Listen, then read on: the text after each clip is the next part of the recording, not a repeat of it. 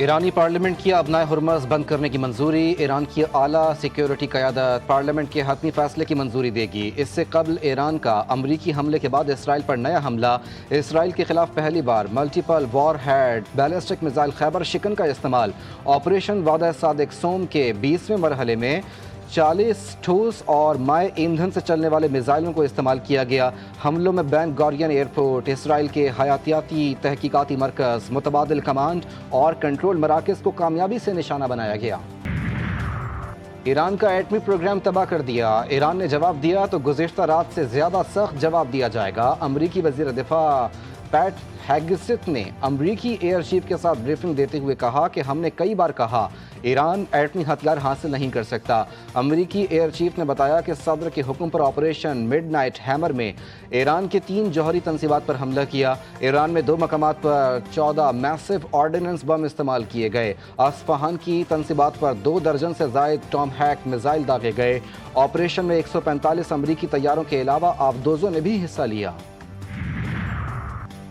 ایران کے خلاف اسرائیلی کارروائیوں کا اصل سبب امریکہ ہے۔ خبر رساں ایجنسی ارنا کے مطابق ایرانی صدر ڈاکٹر مسعود پزشکیان نے کہا ہے کہ اگرچہ امریکہ نے ابتدا میں اپنا کردار چھپانے کی کوشش کی، لیکن جب ہماری مسلح افواج کے فیصلہ کن اور مؤثر رد عمل اور صہیونی حکومت کی واضح ناکامی کو دیکھا تو وہ ناگزیر طور پر سامنے آ گیا۔ اگرچہ ملک کو نقصانات کا سامنا کرنا پڑا، اب وقت آ گیا ہے کہ اختلافات کو ایک طرف رکھ کر عوام کی عظیم صلاحیتوں کو متحرک کیا جائے۔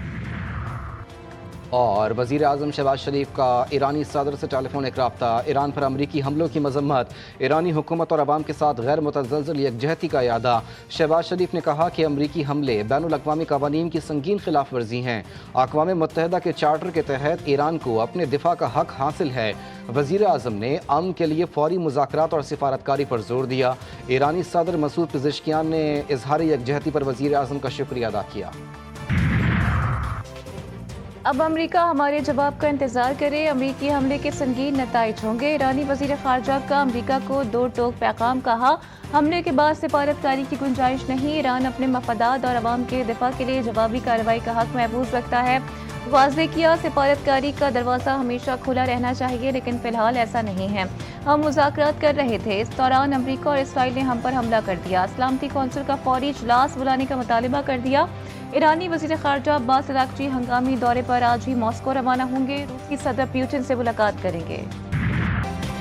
اب یا تو امن ہوگا یا پھر ایران کے لیے سانحہ ہوگا۔ امریکی صدر کی پھر دھمکی، کہا امریکہ کا مقصد ایران کی جوہری افزودگی کی صلاحیت کو ختم کرنا تھا، تنصیبات ختم کر دی گئیں، دنیا کے لیے ایرانی جوہری خطرہ ختم کر دیا، جو ہم نے کیا ایسا دنیا کی کوئی فوج نہیں کر سکتی تھی۔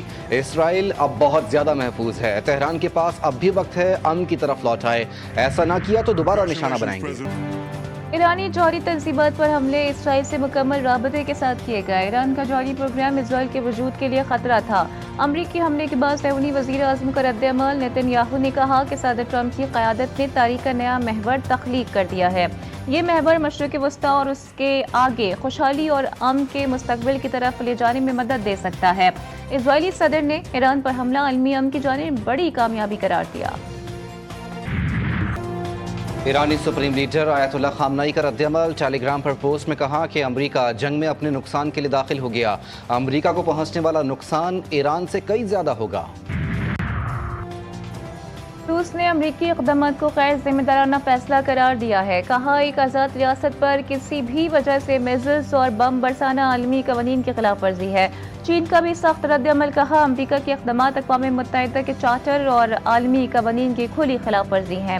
فریقین خصوصاً اسرائیل سے جنگ بندی تک پہنچنے اور بات چیت شروع کرنے پر زور دیتے ہیں۔